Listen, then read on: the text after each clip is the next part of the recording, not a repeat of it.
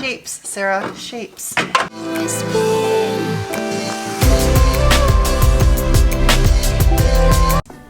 Hi, hello, good morning, good afternoon, good night. I'm going to finish up this MR2 in this video. I better finish up this MR2 in this video. It's time to get to work. Where are you? There we go. New crank pulley slash harmonic balancer. This was the reason why I didn't finish it in the last video. As you can see, it's chipped. But I got another one now. You know how I roll though, I gotta clean this thing up before I stick it back on the car along with a couple other pieces. Hello, exhaust. Ooh. So, some of you, downpipe, you're kind of in the way. Some of you were asking if I have replaced the O-ring on the oil dipstick tube when I did this job, and I actually have a fresh one on there right now. So it's super a pain in the ass to get in there. I think I got it in place. Dip, downpipe. If you're new to my channel and you just somehow stumbled upon this video, I highly encourage you click the video up above. It'll get you caught up on what I'm doing right now, because it won't make sense if you don't know what I'm doing right now and why I'm doing this. I need to make sure I get these downpipe nuts on before I put the oil filter on, because they're a huge pain to get to by weight. Lower cover, come on, there. Oh, this sucks. Let's see if it leaks oil. You see that right there? It's been over 6 hours since I started filming this YouTube video this morning, but we're only like a minute or two into it because I'm trying to make this as interesting as possible without making it 15 minutes of me sticking bolts in holes. That's what's up. I cleaned it and I gave it a light dusting of black engine paint, the same stuff I used on the block. Oh, of course it won't just slide on. Why would it? Custom. Alright. So this guy right here is what I'm going to use to drive the crank pulley on all the way. And then once that is on there, I got to figure out what belt goes where, because I didn't mark my AC and my alternator belts. So I don't know which one's which. I think the next step after I get this crank pulley on and put my belts on is to do the engine mount, and then I can get this hoist out of here. And I'm that much closer to being done skis.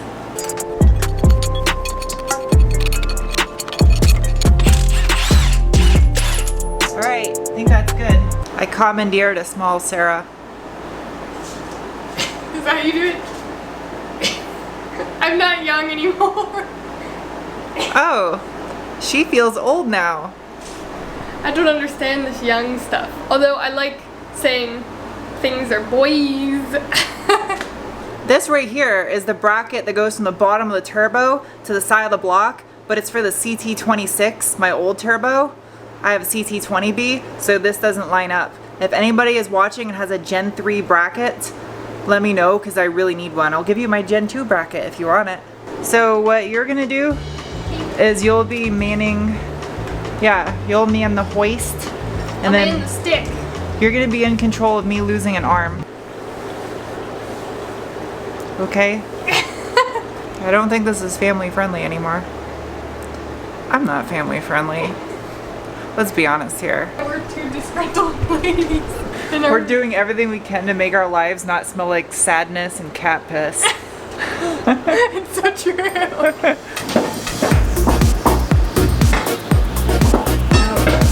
Okay, I see one. You put your hand up in there and feel it. It'll make it way easier. I'm gonna need you to raise the engine.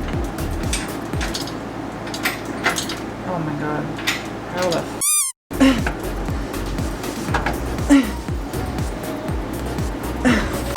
Can you go up any more? Yeah. Oh, that's actually not far. So try lowering the engine just a tiny bit, like half an inch maybe, less than half an inch. Alright, stop. Try lowering it a little bit more. Oh my god, sir. I fucking went straight through. let down the jack slowly.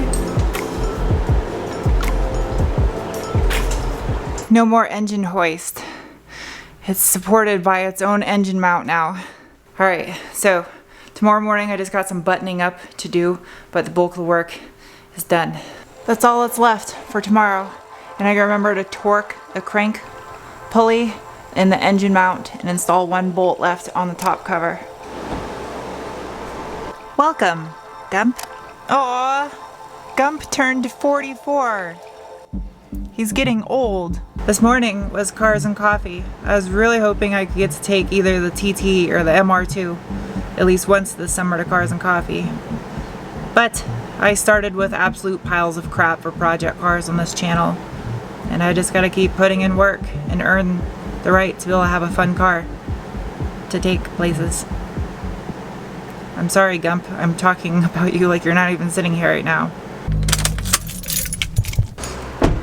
I want you guys to take note of this picture behind me of the car up on these quick jacks with me spending weeks to change gaskets and other OEM parts instead of doing upgrades. I'm going to be super positive right now, and this is going to change. Sorry. I always forget I have a tripod. I should use it more often. It is definitely gonna storm out, and it is still early. It's only like 10 o'clock in the morning. Hopefully it doesn't hail. I might have to put Gump inside. This right here is crap. This is not up to my standard of quality. So these wires I'm going to lengthen. This blue one is going to power my intercooler fan. This black one was supposed to go to my AC compressor, and somehow it got cut and now the pigtail is missing. And then the one going to the O2 is really short.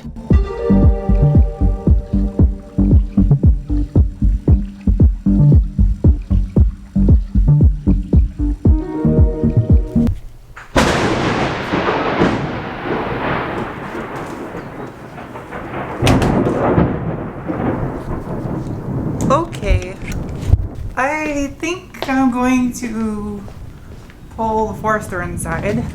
Yeah, I don't want to get hit by lightning, so...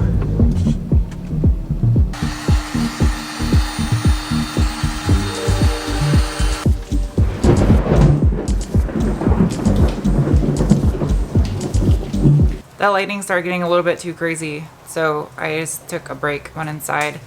Well, it calmed down, and I think I'm good now. So here is the new wire loom with the wire in there. I used some 18 gauge because my fan will draw 6 amps, 80 watts max. So 18 gauge will withstand more than double that amperage wise. I shall torque you. There we go. 80 pound-feet.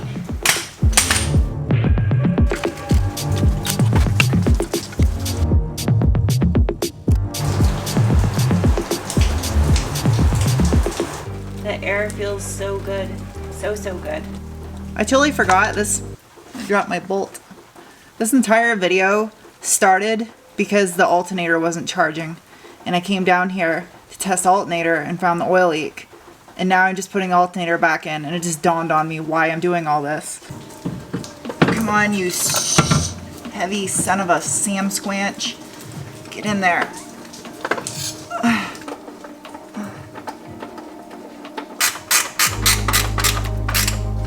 Oh my god, this sucks. Cruise box. I say that's pretty good. That's a pretty tight belt. I wish I could have repainted these lines. Kind of bothers me. Maybe I can just scrape off the rest of this black that's on here. Make it look uniform. I think that's like cadmium plating underneath there. Cruise control. 4 things left. It's been raining all day. That happens maybe a handful of days a year here. Feels good. Feels really good. This feels good. All right, mid-pipe. Let's get you up here. Mid-pipe. A little bit tricky. Shapes, Sarah. Shapes. This sucks. I'm holding it up with my head right now. Open. The amount of swearing that I cut out of this video is astounding. Yeah, you like that? Get some double chin action going here. Oh yeah, no wonder I'm single. Ow, that hurt. That right there is where a head of a bolt used to be. There was a clump of RTV underneath the head of the bolt and it was sticking out, and I noticed it was starting to seep a little bit of oil right here. So I just lightly tightened down on the head of that bolt to try to cinch it up, and it snapped off. I swear to you, there's like some kind of entity out there that is like preventing me from finishing this car. I'm so close. Now this.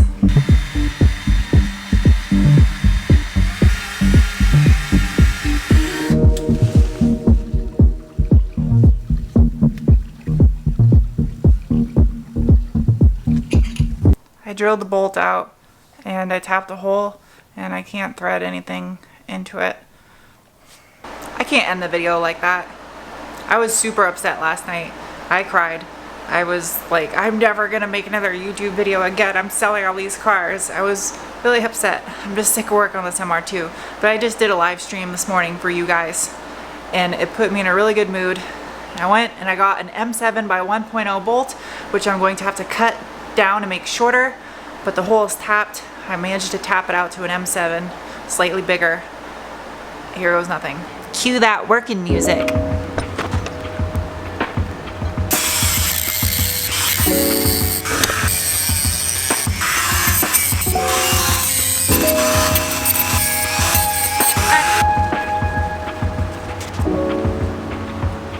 Custom, fully custom.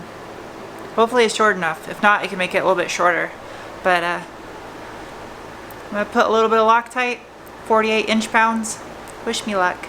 It didn't leak any oil overnight at all. It's bone dry. I cleaned it before I went to bed and it's still dry. I guess what I saw yesterday was residual from something else.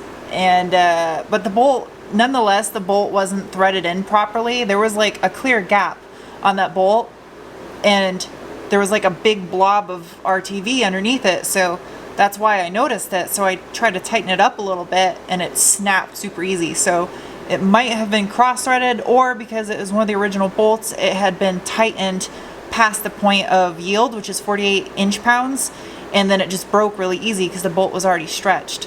So I don't know. It's a little wobbly on the very last couple threads, but let me run a tap again. I'll try. I don't want to break this. I gotta go really slow. This is just 5 psi of air, so. If this doesn't work, my next option is a helicoil. However, I don't have a lot of material there on the bottom of the block to work with.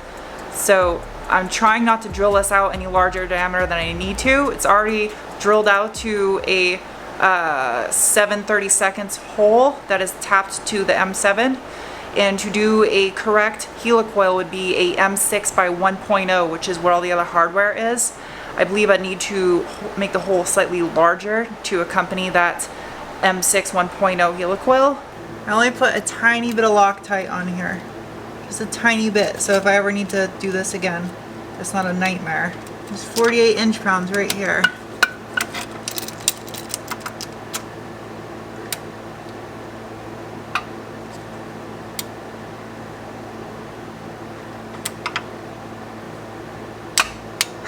Yeah, buddy. It didn't leak overnight. There's no fresh oil. It's nice and dry. I didn't totally fail from what I said at the beginning of the video. It's put back together, it just doesn't have coolant in it. And I didn't tighten the wheel up on the passenger side. And I didn't hook up my intercooler piping. Other than that, it's done. Okay? Alright, I'll see you guys soon for another video. Bye!